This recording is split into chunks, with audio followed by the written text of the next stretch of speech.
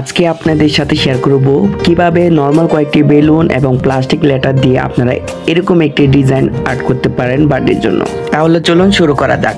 এই যে বেলুনগুলো দেখতে পাচ্ছেন, এটি খুবই নরমাল কয়েকটা বেলুন যেগুলো ফেরদৌসের হাতে আছে।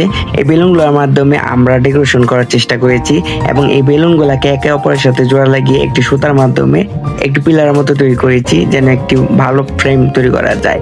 বেলুনগুলো এত একটা দামি নয়, মাত্র 80 থেকে 90 টাকার মাধ্যমে আপনারা 100 পিস এরকম বেলুন কিনে আনতে পারেন এবং এই ফুল ডেকোরেশন করার জন্য প্রায় আপনাদের 400 থেকে 500 বেলুন, অর্থাৎ প্রায় 350 থেকে 400 টাকার বেলুন লাগতে পারে।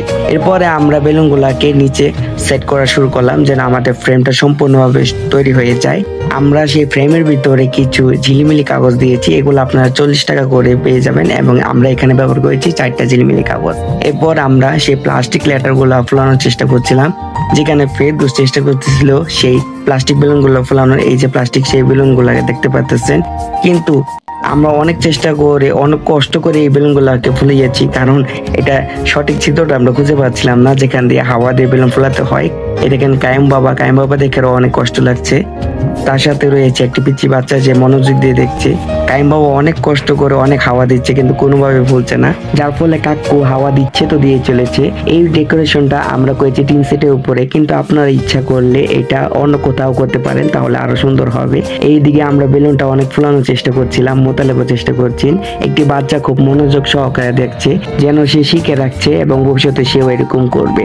এদিকে আমাদের টমেটো মামাকে দেখতে পাচ্ছেন, টমেটো মামা তার গোল গোল গাল নিয়ে এই ডেকোরেশনটা দেখছে। এরপর আমরা সকলে মিলে এই ফুলানো লেটারগুলোকে একসাথে জোড়া লাগানোর চেষ্টা করছিলাম সুতোর মাধ্যমে, যেখানে হ্যাপি বার্থডে টু রাজকুমার ভাইয়া লেখা থাকবে। তো সেই লেটারগুলো কিভাবে হবে সেই পজিশনগুলো আমরা ভাবতে পারতেছিলাম না কোথায় কি হবে। তারপর সুতার মাধ্যমে আমরা ডিসাইড করলাম।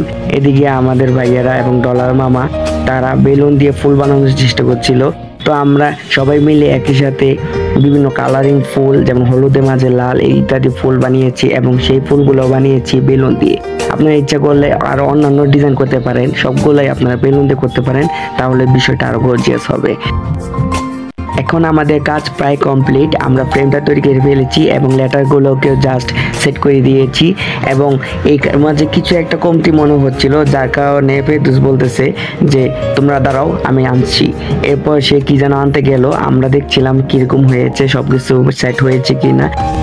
তো এই হলো আমাদের ডেকোরেশনের ফাইনাল লুক। ডেকোরেশনটি আমাদের কাছে অনেক সুন্দর লেগেছে এবং আপনারা ইচ্ছা করলে আপনাদের প্রিয়জনের জন্য এরকম অনেক ডেকোরেশন করতে পারেন খুবই স্বল্প মূল্যের মাঝে।